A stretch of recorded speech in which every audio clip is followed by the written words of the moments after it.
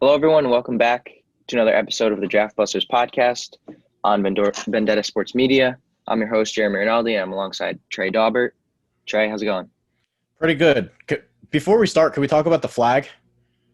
Sure, it's my roommates. I was just making sure that you were like maybe somehow Dominican.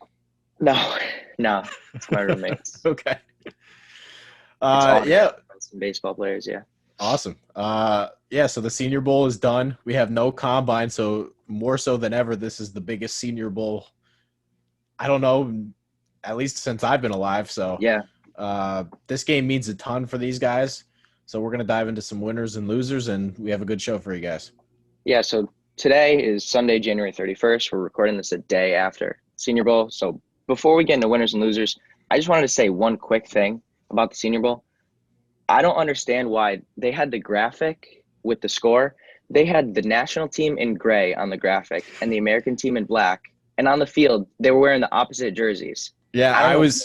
I was actually so That worried because pissed me off. when I was writing my article, I had to keep looking at the rosters and So the did I. I screen. literally have no idea who was on which team. I don't know why they would do that, I but was like, my notes better not suck because I'm really having a hard time on who the hell's on what team here. I couldn't believe that they did. I still don't know how the graphics team could have did that. The only reason I was like somewhat on track was because I had to keep looking at, okay, which quarterback's in the game? They're on this team. Let's make sure I have this Yeah, roster right. yeah, Otherwise, I was all over the place. yeah. That was confusing. But yeah, let's jump right into the winners for throughout the whole week. So Trey, give us one of your winners for this week. I think the biggest winner to me, this was a event where I didn't think the running backs looked that special. And I know you're going to talk about this guy later, but the UCLA guy, he's lining up at receiver. Not exactly what I wanted to see. I think Right. if you're, and we'll get to him later, but the landing strip there is we hope we get Tony Pollard or a better version or whatever, a guy that can run in between the tackles. They didn't show that at all. And then the other running backs that were there, I thought Khalil Herbert looked bad during the game. I thought, and the offensive line got dominated, but Ramondre Stevenson didn't look great. I thought Larry Roundtree looked, god awful. Michael Carter was the only running back at that game. And during the whole week of practice where he has a little something to him. And I always say this that yes, he's a small running back, but he does things abnormal for his size. A guy that little shouldn't be breaking tackles at the point of contact. A guy that little shouldn't make 3-4 guys miss, and not just miss, but he's making guys miss with power. And when he does get an open lane, God, that guy's fast, and God, that guy has vision, and he's got an extra burst that other running backs, you don't just find those guys on trees. I don't know how. He's a smaller running back, yes, and maybe he has to be in a timeshare, but I don't think this is a guy that can't run in between the tackles. I think you can plug this guy in. You can give him 20 carries a game. You can make him part of the passing game. And I feel confident that 1 to 2 times a game, he's going to crank off a 25, 30-yard run. So to me, I think Carter separated himself way above the rest of the running backs there during the week. Yeah, I completely agree. And I think it was big for him to, not be alongside Javonte Williams because I know a lot of people like Williams a little better, but this week was great for Carter because he was able to really showcase what he can do on his own, and he looked great. So I know you said he was your biggest winner. I think the biggest winner was a person who didn't even step on the field yesterday, and that would be Mac Jones. He was here solely to showcase that it wasn't just the Alabama receivers or their line or their running backs. He was there to show that he was a big part of their national championship team, his talent alone. And throughout the week, he showed that. I mean, we're going to get into this later, but the rest of the quarterbacks there were awful. So it didn't take much for him to show that he was the best quarterback there. But I mean, it was significant all week in practice. He was making good throws while guys like Jamie Newman and Mond and Book were just I throwing it to the no one the whole week. So Mac Jones to me kind of solidified himself as a first round pick. So I think, and we're going to get into some hot takes later, but I think 5 quarterbacks will go in round 1 this year, and Mac Jones is going to be one of them. Yeah, and this has kind of been my thing on it. I would be terrified to take the guy. So would But I, but there is a point where you can see he's on the field with all those Senior Bowl quarterbacks, and I've kind of said this. You can tell he's obviously more talented than a AJ McCarron. He's obviously more talented than a Greg McElroy. It's not just Bama has a good team. This dude can play. You don't throw 41 touchdowns and 4 picks because, well, it's just the supporting cast. yeah, He has a lot to do with it. And I thought one of the things that he showed is he's not the most athletic guy in the world, but he is on point where he's really good mechanically. And I don't feel like I don't know how to say it, but I don't feel like his athleticism is something that will be a huge deterrent in his success. His athleticism isn't to the point where Kyle Trask is, God, I don't know, yeah, like yeah, if he, if he can even hold up. Mac Jones can at least set his feet in the pocket. He looks comfortable. He looks poised. He steps off the back foot. Everything's tied to his hand. So I don't know how high he's going to go, but he absolutely proved that he can play. yeah. I agree, and I mean, there's spots for him at the back end of round one. I mean, Stafford's with LA now, but there's still the Colts, there's still the Saints, there's still the Steelers if they're taking one. So there's plenty of spots for him to go in the end of round one. I might even take it a step higher. Are we sure that a Like team won't Washington, take are we sure that a team won't take Mac Jones ahead of Trey Lance? right? Because I Are we mean, positive? Lance, And I'm not saying I would do it or wouldn't do it, but are we sure a team wouldn't do it? yeah, it's true. Yeah, I mean, Lance has only played what 9 games in FCS. That's hard to for me. That's hard to take a quarterback that high in round one with that little experience. But yeah, So my second winner, and I want to talk about the Tennessee guard, Trey Smith.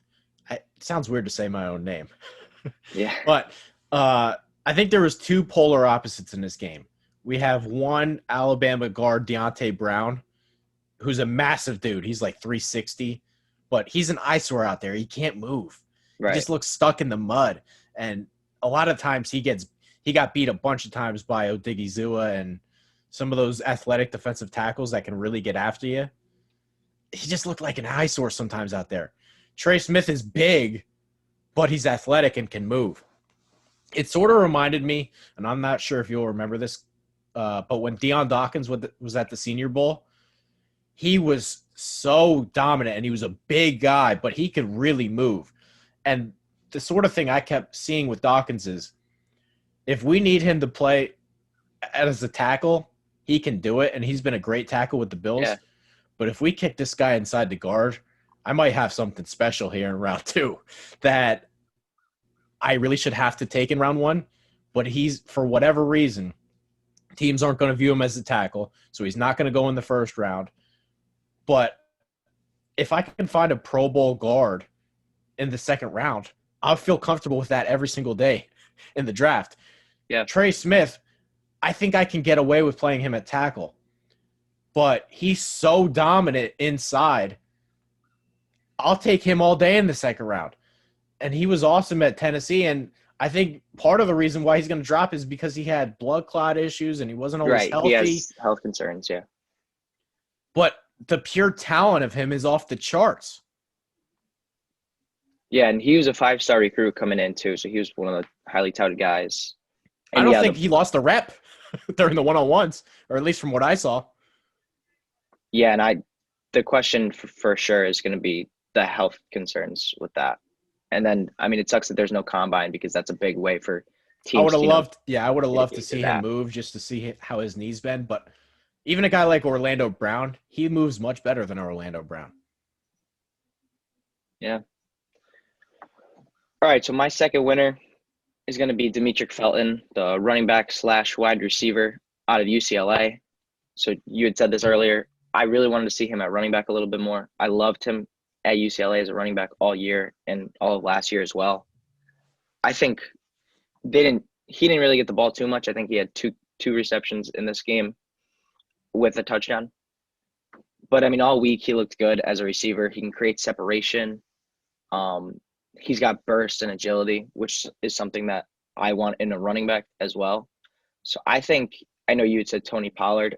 I'm looking more I mean, well, Tony Pollard's pretty good. I mean, I was thinking Antonio Gibson as well. I mean, I guess they're a similar player, Yeah, same Gibson's school of just a thought. lot bigger, I think. Yeah, yeah.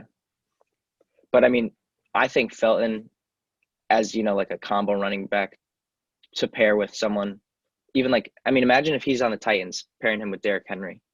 I think that'd be really interesting to see those two in the backfield with Felton able to run routes and be that change of pace running back. So I think Felton really improved his stock in the Senior Bowl because a lot more people are talking about him now, and I think he should be one of the top running backs taken in the draft, maybe in like round 3. But I don't Yeah, know if you're valuing him there. he's someone that I couldn't just put as a winner because I wanted to see him as a running back. Yeah, I watched and I didn't watch a ton of UCLA, but I watched them play USC. He had 2 receiving touchdowns in that game. yeah, And I kind of saw everything I needed to. Yeah, I know he can catch the ball out of the backfield, and I know he can get open.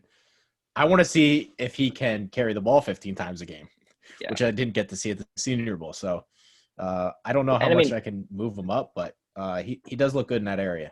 it's a similar situation too with like Gibson because Gibson really didn't get too many carries, and I believe did they have him at receiver last year at the Senior Bowl, or did they move him from receiver to running back? I don't remember which of the I two it believe he was. played running back at the Senior Bowl. Yeah. So I mean, it's a similar situation to Gibson. I'm hoping a team takes him as a running back because I mean he's still a threat in the passing game and he's good in the backfield as well. I just think you can find more creative ways to use Felton than to say, Yeah, oh, he's a slot receiver. Like I don't yeah, think I that's agree. just ideal, Yeah, which is kind of what they had him do. So yeah. um, yeah, I All guess we right. can go ahead. Yeah. So before we get into the losers of the Senior Bowl week, let's just hear a quick word from one of our sponsors.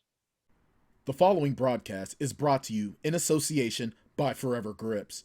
Go to forevergripsgaming.com for all of your affordable gaming accessories. Need new grips for your analog sticks? They've got it. Need to swag up your controller or console, including the Xbox Series X or PS5? They've got it. Need a sweet mouse pad to complete your setup? Go to forevergripsgaming.com now. Act now and use the Vendetta Sports Media promo code VSM15 at checkout to get 15% off of your purchase. That's right, 15% off by using our promo code VSM15. Forever Grips, the best accessories for the best prices are with Forever Grips. All right, we're back here with the Draft Busters podcast. Make sure to follow me, Trey Dauber, and you changed your Twitter handle. I did. I don't know why. Jeremy 17,365. I don't know why, but yeah. Yes, make sure to follow us. Hit that subscribe button on YouTube. Your support means a lot, and this podcast has been taking off on the YouTube channel. So yeah, we're doing good on YouTube. So we hope to continue the views there. I'll start with the loser here, and I don't think I can have any other answer here other than Jamie Newman. This is a quarterback where he sort of flashed at Wake Forest. He wasn't perfect, but you could see he had some natural arm talent. He was athletic, and coming into the year, we thought, hey, he's transferring to Georgia. Let's see what he can do with a much better team around him. There's some real hope here. He opts out. I don't want to criticize people for not playing, but that's a guy I had to see this year. I absolutely had to see Jamie Newman this year. Yep, totally. He opts out. He goes to the Senior Bowl. And, I mean, this guy couldn't hit the broadside of a barn. And I don't want to hear the fact that he's rusty. I don't want to hear any excuse. This guy went from, to me, hey, he maybe he could have played his way into the second round if he had a good year at Georgia. Right. To, I'm not sure I can draft him anymore. This guy couldn't hit the broadside of the barn. We can go up and down the list of skill sets. He was bad at everything. He was running into sacks like unintentionally. His pocket awareness was piss poor. Every time he's out on the move, I mean, you don't know where that ball's going. that ball is never close to a receiver. There was a couple times he's in the pocket. He's got a wide open guy, and it's 20 feet over his head getting picked. And you just knew during the actual game, he was going to find a way to turn the ball over. Yeah. There was one snap where he just flat out dropped the ball. He dropped the snap. Yeah, that was 4th down too. Yeah, all week it was just overthrow after overthrow for him. Just He not a could good not try. have looked worse. I think he was trying to. It just looked like he was trying to do too much. Just because I guess he hadn't played all year and he knew like the anticipation for him was high. Maybe that's what it was. I don't know, but did not look good. So I'm gonna go a similar route to you, and I'm gonna say another quarterback, Before Ian before Book. we jump, I Yeah, just want to ask, where would you draft Jamie Newman? Because I'm not sure I can draft him. I don't know. He Well, the was thing that is, bad. how many quarterbacks do you want to draft this year after like the top 5? It's few.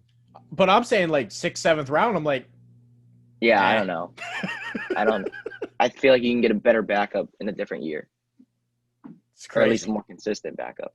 Nobody tanked their stock quite like that guy. Yeah. He would have been better up not showing up. Yeah, right. Yeah, so I'm gonna go Ian Book as my first loser. Similarly to Jamie Newman, he did not look good in the pocket. The deep ball that was a pick was like 10 yards too far right. I mean, It it was a wasn't even sitting duck. close. It wasn't even close to his receiver, and I don't think he was even pressured when he threw that. And another thing with him is he just doesn't want to stay in the pocket, like No. ever. Even when the pocket's clean, he just gets a 3-yard run. And he did that at Notre Dame, and Notre Dame's got a great offensive line, and he did it here with top offensive line talent. He just does not look like he can be a consistent NFL quarterback to me. That's someone that I would be weary of taking in the later rounds as well. I do want to counter just a little bit because for the most part, I do agree. But when we're looking at all of these quarterbacks, it feels like at least at a minimum, Ian Book can be someone that, hey, I can have on a roster and I feel like he'll be a decent leader. Yeah. And maybe that's stupid to even I agree say. with that. Yeah. But as a backup quarterback, you're looking for someone that at least has an intangible to him. It looks like he's a decent leader. Yeah, and That's like he get a good probably coach. something dumb. But at Notre Dame, he has gotten better Right. over the years. And when I look, and I'm going to try to compare him to someone like Sam Ehlinger, that guy I want absolutely no part of. I think They want him to be a fullback, I think, Ellinger. he may as, and you might be able to say the same thing about Ian Book, but I feel like Book at least has some kind of intangible to him. Sam Ehlinger, you might as well throw him in the garbage. Yeah. Book, he's not great, but there were a couple times where, hey, he can do some things athletically and make a play that maybe he shouldn't, and it only happens 1 out of 10 throws. Yeah. But it's something that I think should at least be pointed out. All right. You Yeah. your second loser for the week. Oh, yeah. I forgot who I was going to say for a second. The Arizona State wide receiver, Frank Darby. I didn't watch a ton of Arizona State this year. I did watch their game against USC. For the most part, it was their younger running backs that were doing most of the damage for Arizona State. Forget how to even say his name. Akram or something like that. But anyway, we didn't see a ton from their wide receivers during that game that I watched. But at the Senior Bowl, Frank Darby, it just looks like he's very one-dimensional. And I don't want to compare him to the same school, but I did not like N'Keal Harry coming out. I had him as like a 3rd, 4th round guy. He looks worse than that. Yeah. There was a lot of times during the one-on-one drills or during the game where he was asked to do a little 5-yard route or asked to do a little 10-yard route, and he just gets stuck in the mud and he can't change direction. And guys are all over him. And the only one catch that he did have during the game was a 50-50 ball where he just ran straight. That's what he's mostly good for. His change of direction sucks. So if I'm banking on, hey, we're going to draft this receiver, and the only thing he can do in college is he can run straight, and we hope that he catches the 50-50 ball. That ain't going to fly against good corners. Yeah. So I don't know how other people view him or what his draft stock is, but I can't take a receiver that has 0 change of direction. Yeah, and this isn't a Metcalf situation. This isn't like Metcalf, physical freak Metcalf situation where, okay, he runs like 4.3 and He's jacked out of his mind, and he does have like this physical skill set where we can take a chance on this guy. This is not it. No, yeah. And sure, what was I gonna say? Yeah, I guess he just to me just looked like a deep ball guy. So, but he didn't look overly fast. Yeah. Oh, that's right. So, he made like a couple good catches in practice, but like, and I saw like people tweeting those, but that was it. It's just, yeah, I guess he's got good hands, but I need someone who can get open. Yeah, totally agree. So for my second loser, I'm going with Florida State defensive tackle Marvin Wilson. So he practiced he was practicing on a weird schedule. I don't know if he got to every practice or he did every rep, but he didn't play in yesterday's game. And I don't know about you, but that was a guy that I needed to see in this game. I really liked his 2019 tape when I watched him over the summer. And then this year, he was just, I barely noticed him for Florida State this year. So he needed a big Senior Bowl. He needed to show up. There's, like we had said earlier, there's some great offensive line prospects that, he could look good. If he looked good against them, his stock would go back up to maybe not quite where it was in the summer, but it could increase a little. But he didn't do great in practice. I believe he beat Deontay Brown from Alabama. I believe he beat him once or twice. But other than that, didn't really do much. And then he didn't even play in the game. So it's hard for me to consider him to be one of the top defensive tackle prospects if he's just not performing as well as we expected. Yeah, I said this to you before we started recording, but I didn't even know he was there. Yeah. I don't know if it was because I didn't notice him or because I think I looked at the rosters a bunch, but I didn't even see his name on there. Yeah. And I know we missed like the first day because it's only that stupid 1 hour recap show. And I said this, Matt, guy who's been on these recordings a bunch, but yeah. He texted me about Marvin Wilson, and I told him, or I'll say the same thing I told him. I watched a lot of Florida State during those last, I don't know, I guess 2 years ago or whatever, because I loved Cam Akers and I was addicted to watching Cam Akers. Yeah. I didn't see the buzz on Marvin Wilson, even when people liked him. I don't know. I don't have his measurements in front of me, but when I watched Florida State, this was a guy that he looks like a smaller defensive tackle that can get by athletic or use his athleticism to win, but he didn't really have any real pass rushing moves. Yeah. And didn't really look explosive. He was just a guy that straight line, he could get by you, but didn't really pop in terms of twitch or didn't really pop in terms of, hey, that's a special spin move or a special swim move. I didn't really like him at all, to be honest with you. Yeah, and he got by Deontay Brown just because he's a better athlete than Brown. But other than that, when he can't use his athleticism, he's going to struggle. So, yeah, he didn't perform as well as we would have hoped this week. So that's why he's on the losers column. All right, so the next topic, we're going to talk about the Senior Bowl MVP, Kellen Mond, who I know you have some stuff to say about him as well. Before that, let's hear another word from one of our sponsors. The following broadcast is brought to you in association by XP Coffee Company. XP Coffee Company is the fresh brewed coffee made for gamers by gamers.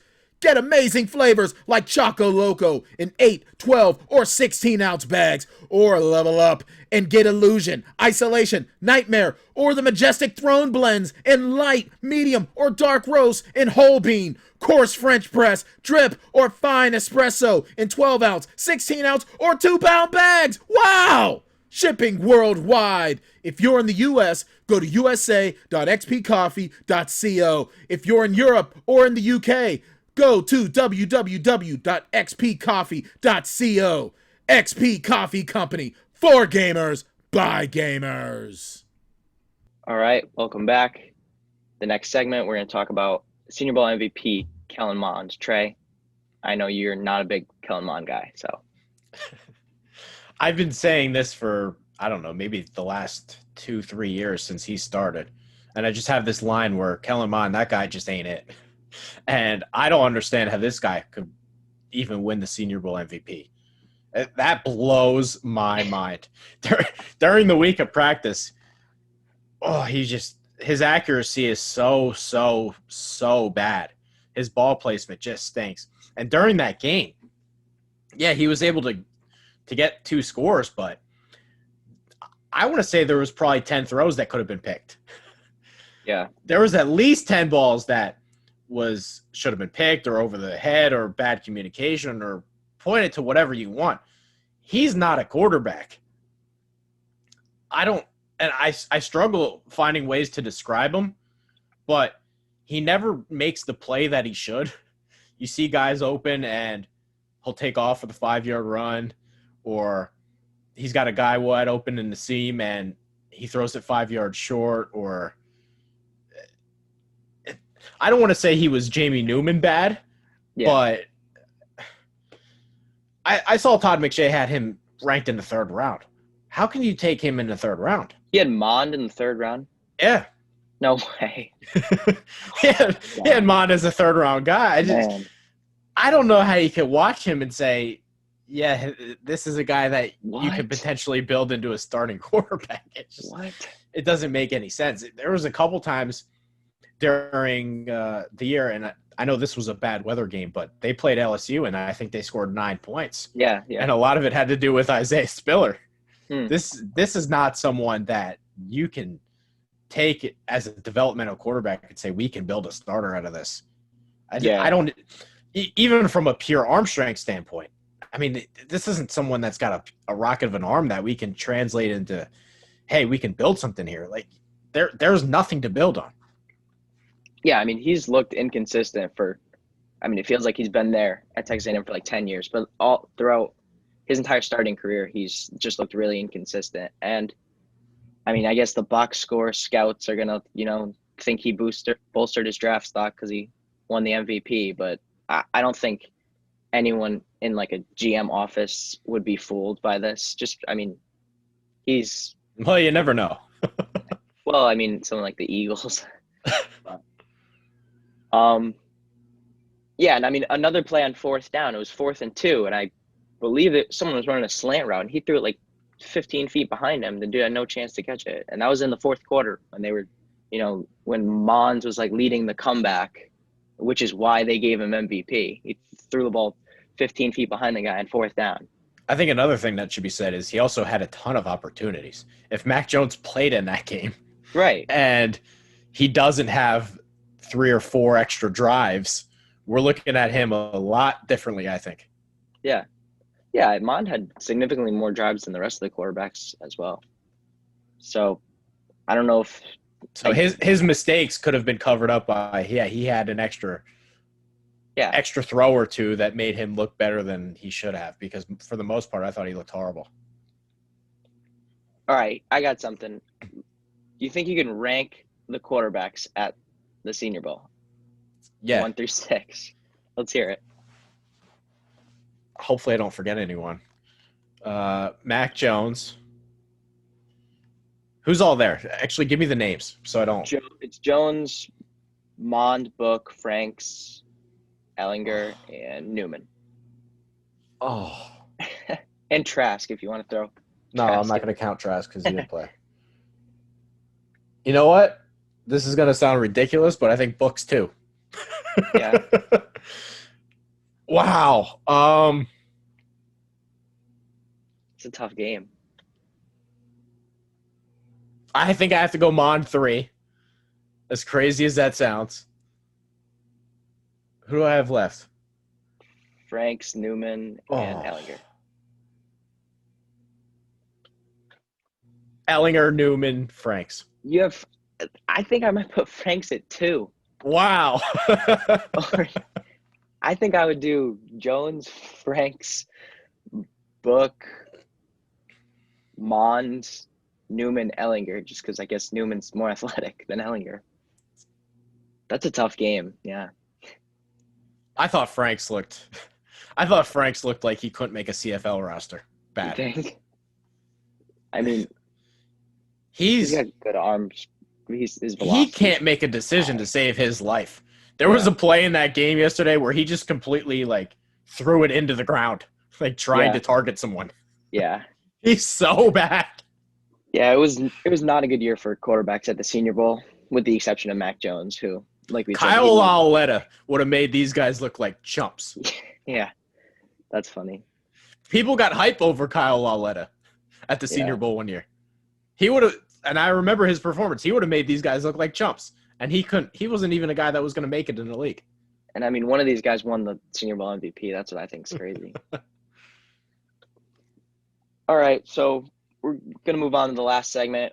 We're going to give you guys each a hot take. Before that, let's hear a word from the Vendetta Sports Media Patreon. Hey, you. Yeah, you. In case you hadn't heard, your favorite Renegade Sports Media Group has its own Patreon. Go to patreon.com/Vendetta Sports Media to support our efforts to continuously bring you sports, gaming, and other media coverage as only we can. We've got 4 different membership tiers. For $3 a month, we'll give you a simple thank you on our Patreon site. For $6 a month, you get a thank you and you get to become a recruit in Jackson Law's Vendetta University Gaming Series. For $10 a month, you get everything from the previous tiers, a special thank you at the end of our videos, free access to our upcoming Discord chat, and a free koozie after 4 months. And then the big dog, $50 a month, gets you everything from the previous tiers, as well as opportunities for Fantasy League invites, stream gaming, possible invites to mock NFL and NBA draft sessions, a once-a-month Google Hangout, and after 4 months, a free t-shirt. Yeah! Go to patreon.com/Vendetta Sports Media and help us to improve our pledge to bring you the best sports, gaming, and other media coverage. All right, we're back with the last segment of today's episode of the Draft Busters podcast. It's going to be a hot take. Trey, I know you had a good one about Florida wide receiver Kadarius Toney. Yeah, so this is a player that I think he's looked good this year. He's got an extra explosion level that most players do not have. I get why people will fall in love with him. However, I thought he looked bad during the week of practice. He didn't play during the game, but your landing strip for this guy is Tyreek Hill. That's a hard place to land on. There's one Tyreek Hill out of the 100 small guys that get drafted. If you're going to take Kadarius Toney in the first round, he has to be Tyreek Hill. And after that week of practice, I don't see how you could possibly say that. I see a lot of DeAnthony Thomases come into the league. They never make a difference. There was a lot of plays where I think I don't know. I don't have the exact stat on it, but I want to say he dropped at least 5 balls during the week. I thought his hands looked horrible. And another thing is he just looks small. Like, I feel like they're at Florida, it did such a creative job of getting him the ball. That's not easy to do in the NFL. Coaches don't just dial up, hey, we're going to design 10 plays specifically for you, and we're going to be creative about it all year. Yeah. As just a pure receiver, I didn't think he looked like a polished route runner. He just looked like a fast little guy that can make somebody miss. I don't know what you do with him. And how high can you take a kick returner? How high can you take a Tavon Austin? The Rams got themselves in trouble doing this. So your landing strip is Tyreek Hill. How can you do that? Like, there's one Tyreek Hill for every 100 that get drafted, little guys. I'd take him in the 4th round, but he'll never get there. Yeah, and I completely agree with what you said about, his route running. It really doesn't look polished, and people love him just because he's fast and he's got, good lateral agility. And I think that's why he's rated so high. It's just because how shifty he is. But in terms of from a route running standpoint, he really didn't look that good. And obviously, dude dropped a ton of passes. And yeah, I also agree with what you said about how they were able to just dial up plays from at Florida. And that's not going to happen in the NFL. I almost feel like he's going to be more of like a, reverse kind of guy where he's in the backfield a lot. The Rams did this with Tavon Austin. They took him with the 8th pick in the draft. I mean, when you take these little guys, you can't just have like a specific plan for them. They have to be part of your offense that they can win, just part of the play that you call. And this is an underrated part of it. but you have to worry about durability with these little guys. There was a bunch of times during the week where he's pulling up with cramps or he That's can't another play thing, yeah. in the game. Like, he's got to be durable. It's Yeah. hard not to be worried about a guy his size that, hey, we're going to get 16 games out of him. Yeah, and in terms of like similar body type, I'm much more in on Rondale Moore from Purdue than I am on Kadarius Toney, just because. Totally agree.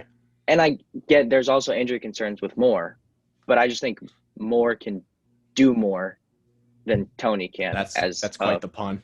As a receiver, I know.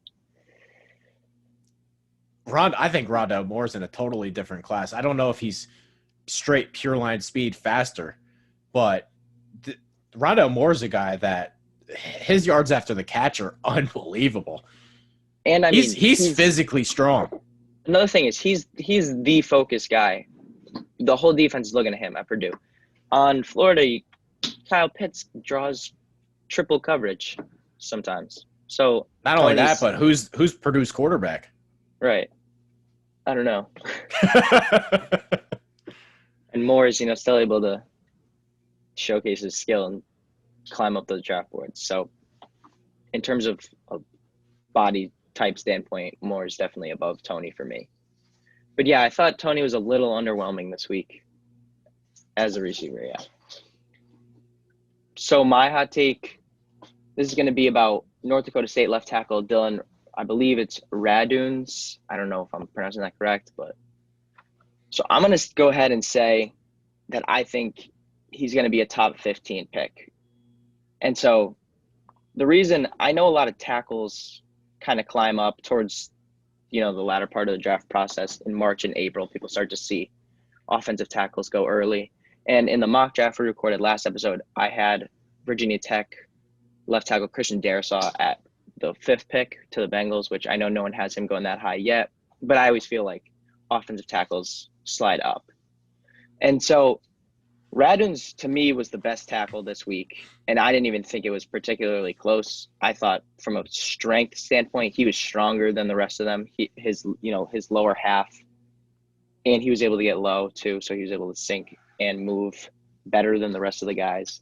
And I mean, he just stopped half of those or over half of those, edge rusher prospects who we love so much. And I don't remember, I forget who. I know he, got in a sort of a verbal altercation with someone, but I forget which prospect it was. But I think Raduns looked great all week, and he looked great in the game yesterday. And so I don't see any reason why, even though he went to a small school, I don't see there's any reason why he can't be maybe the 2nd or 3rd offensive tackle taken. And usually by pick 15, we have at least 3 tackles taken already. So I'm going to go ahead and say I think he could be a top 15 pick. I thought the offensive lines got dominated during the game. But from what I saw, he was the only bright spot. Yeah. While he was in the game, it was 4 guys getting blitzed and killed, and then the left tackle's holding his own. I thought he looked awesome, though, during the week of practices.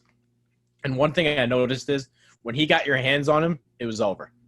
He never moved an inch. He seemed so much stronger than everyone else. I do want to say, though, I think for the most part, the Bama left tackle did look good. I don't want to say that he was head and shoulders better than him, but I do think the North Dakota State tackle looked awesome.